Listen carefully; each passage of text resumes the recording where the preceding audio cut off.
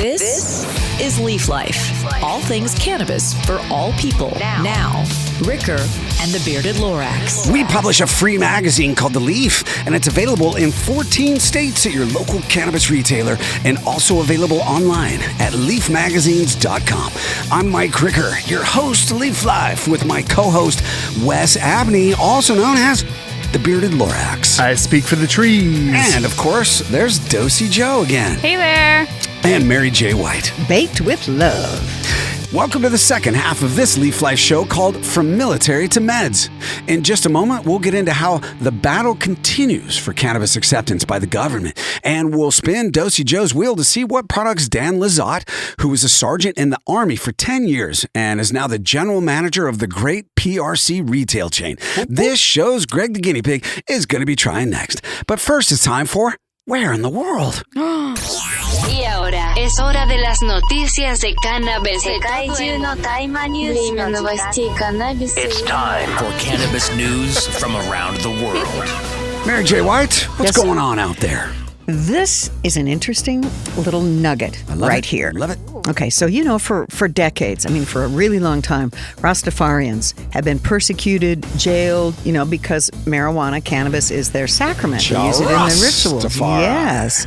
But Ras Quixote Erasto, who's Rastafarian. Indeed. He smokes Rasta. He does. And eats pasta. All the time.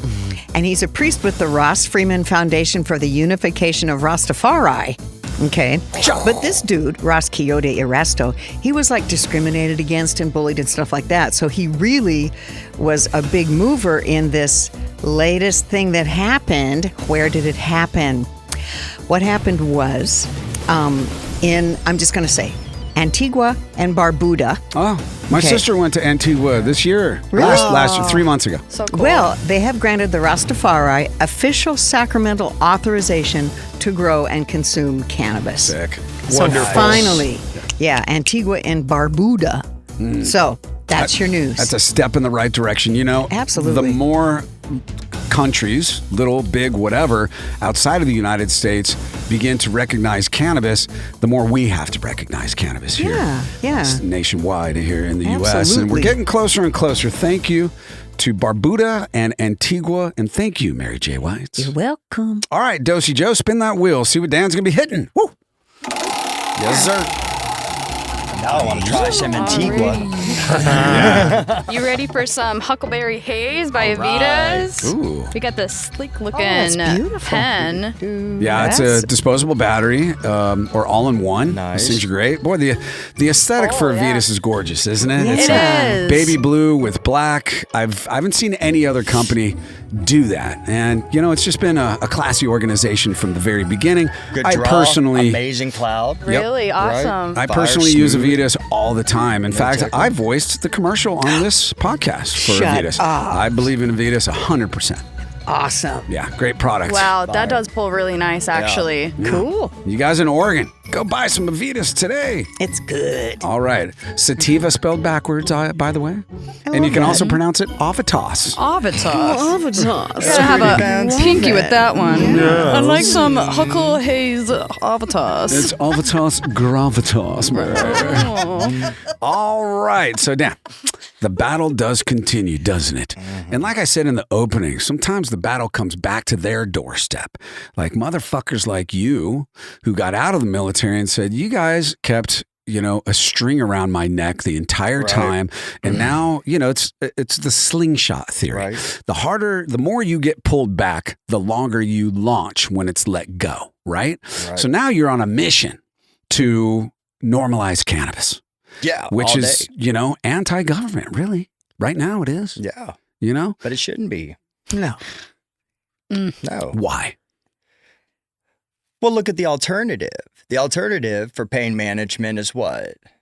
A crisis, depending on who's controlling the story and the narrative of it, right? Mm-hmm. You're referring to the opiate crisis. Yeah, 100%. The whole So West part Coast. of it, where really, I guess the biggest risk came is I had a surgery on my foot, and it was a 30-day downtime, right, where they had to reset it, they had to break some stuff, put some rods and some screws up in there. Cool. It's kind of squeamish, but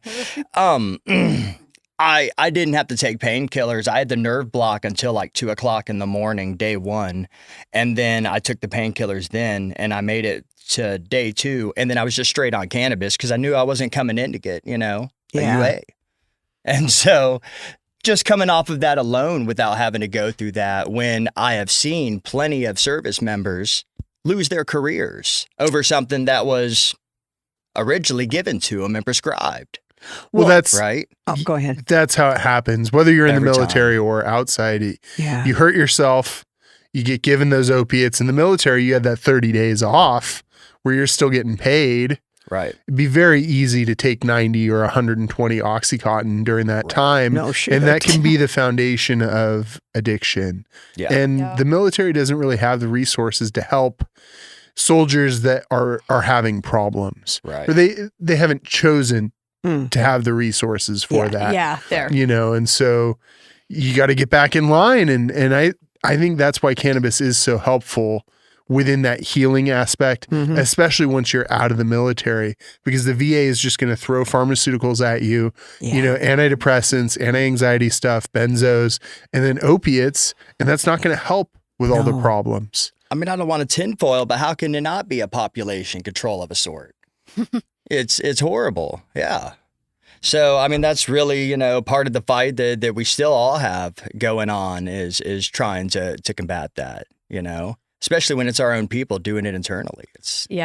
We've written about veterans who've turned to medical cannabis, stopped taking their pharmaceuticals, and then lost their VA benefits because VA is like, well, you don't need pain pills anymore, so you're not actually hurt. So I have known veterans who would still fill their prescriptions for everything the VA wants to give them, which is usually like 7, 8, 9, 10 different prescriptions. Yep. They fill them, they pour them out, or donate, do the pharmaceutical return. But they don't take them, but they have to fill that prescription. So the VA is like, yep, you're fucked up. Right. Not because of your body or your mind or what is really wrong, but they just look at the medicine and they're like, oh, yeah, you're a problem.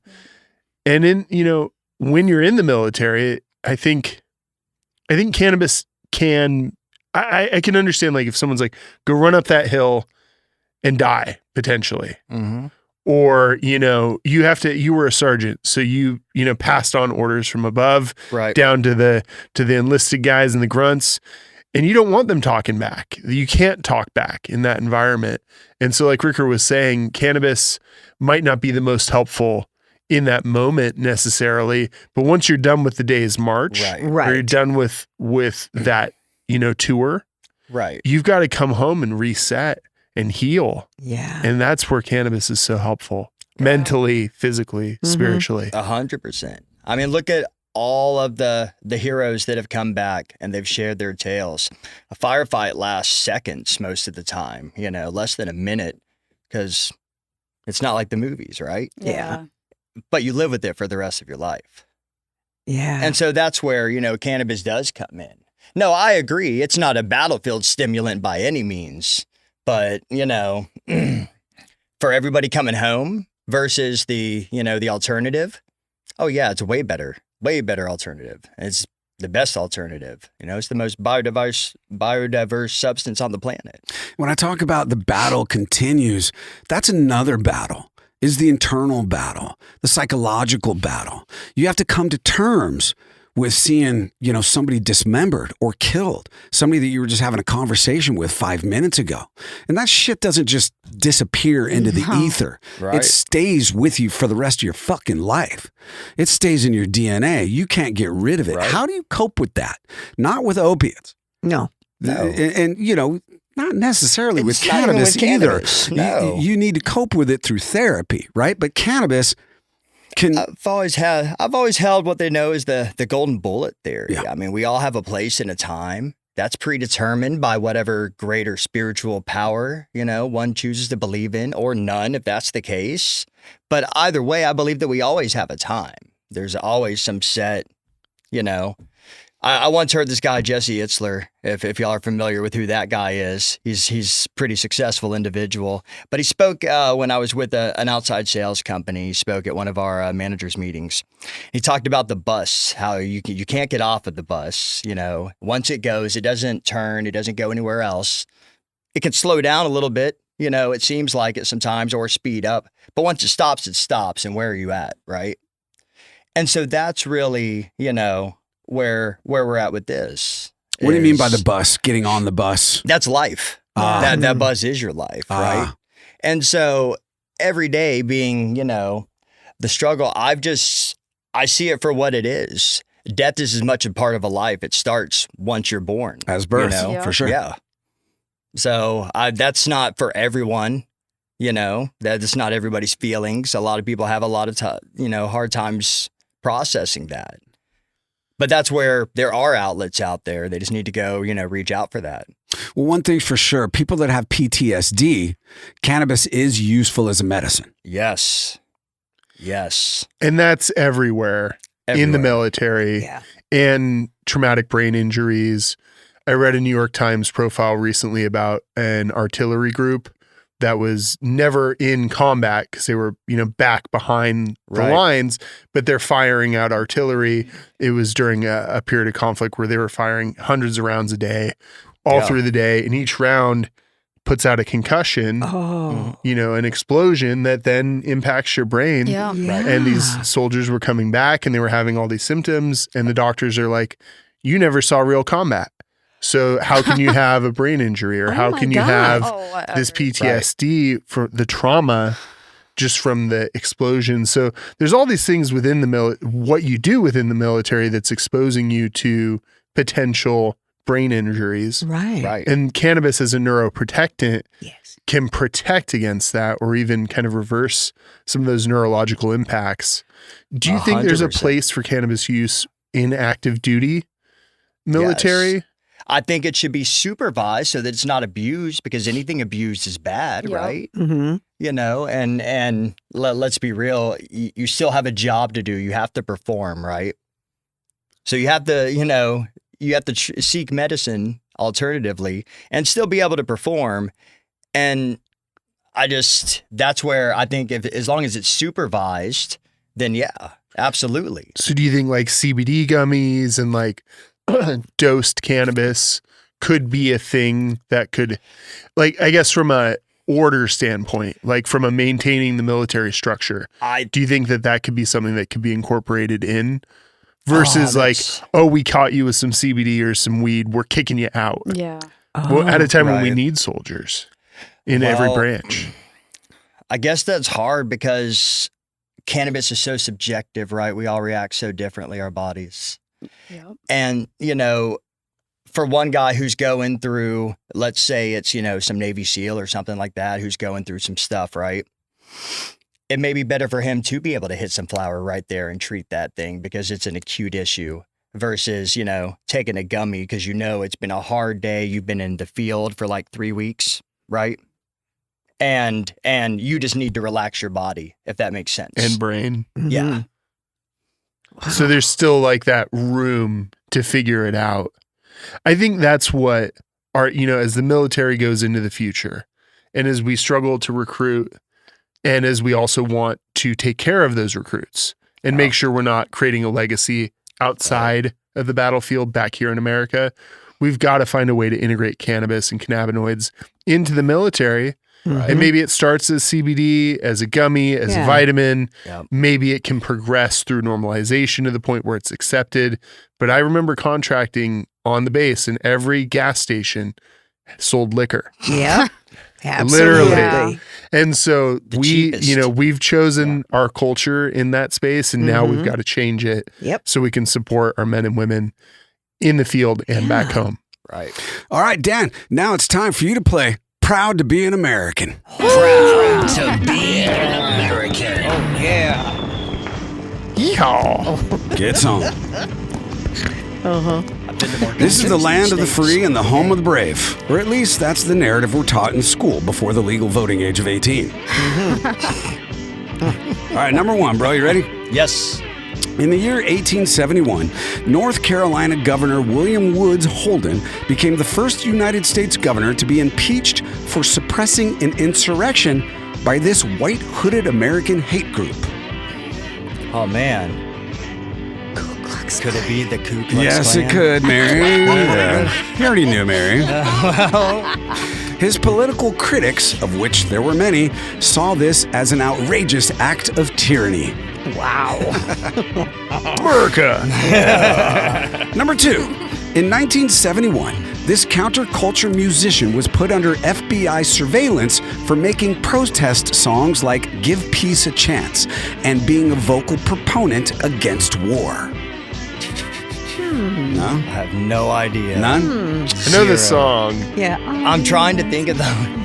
Give peace a chance. That guy's a terrorist. And he was labeled a terrorist? That was John Lennon. Yeah, bro. Under investigation by the FBI. In 1980, John Lennon was shot by a stranger outside his New York apartment, Mark David Chapman. And a lot of people believe that he may have been set up by the FBI. Come on. John Lennon was harmless and wonderful. Yeah, but he was selling peace. And he was Oswald. a stoner. Nixon. Richard. Kind of like Oh, yeah. 9/11. Kind of like... His Rolls Royce is in our hometown, though. What? His Rolls Royce is still in our hometown, though. In Pensacola? John Lennon's, yeah. The one on the corner there when you're getting onto the Bay Bridge. Wow, that's Yeah, cool. the one that they pave around in that parking lot. That's John Lennon's. It used to be a Landry's Seafood. What is it now? Now it's like office buildings for lawyers. Holy or something. shit, it's Yeah. been a Oh minute my since I haven't been God, back in 5 years. But yeah, man. no, it's got a good. The last time I was there now, disclaimer, it's been a while too, but a good at least 6 to 8 inches of asphalt where they just won't move it, so they just go around Nice. it when Really? they reseal it. Yeah. Oh, okay. Yeah. What about McGuire's Irish Pub, bro? You ready? Yeah. Let's go get some Navy Double soup. decker bun. Navy bean soup. All right, number 3. Between 1953, anybody outside of Pensacola doesn't give a fuck about this conversation. No, not at all. Anyways. Right but over my head. Once in 260 shows, we can do this, right? Absolutely. We've earned it, Dan. Yes, you have. All right, number 3. Between 1953 and 1973, the CIA conducted illegal human experimentation with hallucinogenic drugs in a top-secret experiment intended to weaken people and force confessions during interrogations. Eventually, they began dosing people without their knowledge, which left many mentally disabled. What is the name of the experiment that is also the name of a famous cannabis strain? Strain? Did I say strain? Strain. I don't know. That's not the I name. know the name of the Okay. experiment. I know the drug. Yeah. It's called MK Ultra. That's right. Oh, MK Ultra. Fun fact, Ted Kaczynski, the Unabomber, was exposed to all that while in college. Oh, well, no wonder. Yeah, we create our own monsters in Look this at that country. connection. And other notable volunteers of this experiment are Ken Kesey, who then wrote the successful novel One Flew Over the Cuckoo's Nest, and Grandpappy Bearded Lorax, who wrote the famous verse, "Here I sit brokenhearted, came to poop but only farted." Yes, that's right. There were positive and negative outcomes from MK Ultra. We gotta have balance. Hey, Dan, where can we find you and the great PRC on social media? You're going to find us on Instagram at PRC.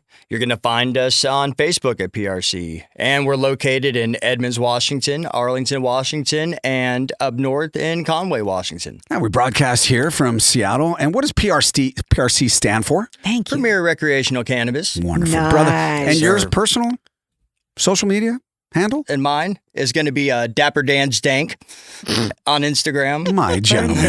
You are Dapper Dan. Thank y'all. Dan, thank you so much for being on the Leaf Life podcast. Thank y'all. Thank y'all. And for your service. Yes, Yeah. thank you.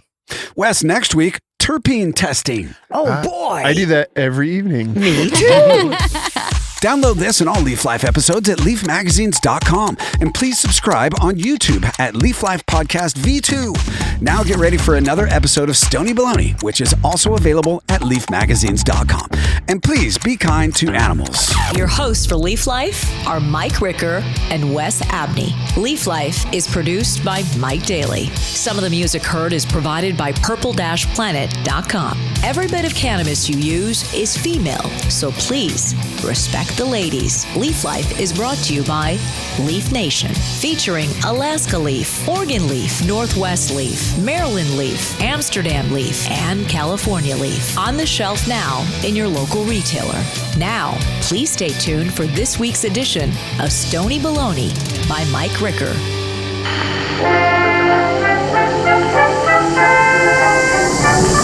Stony Baloney by Mike Ricker.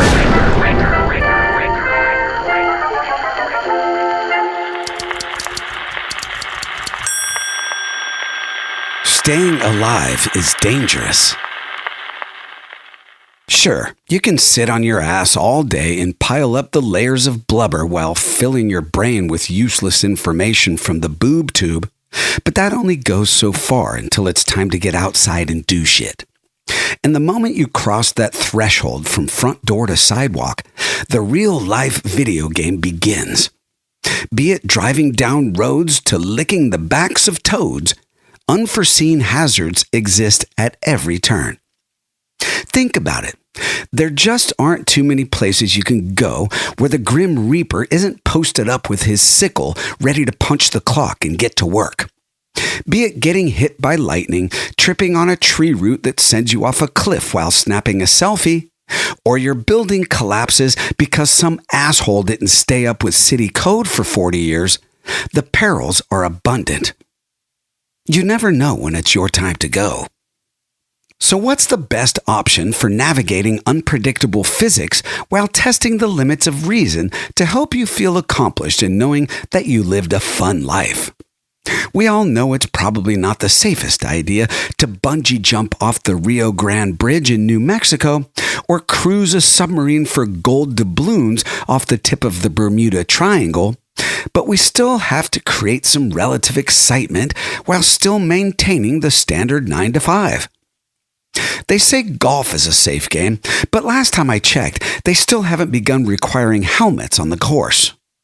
And hiking is always a healthy way to get the blood pumping, but the more it flows, the more the mountain lions and wild boars can smell the brew. Even cannabis is dangerous. One drop will kill you. If it was a bale falling from a Boeing jet, that is.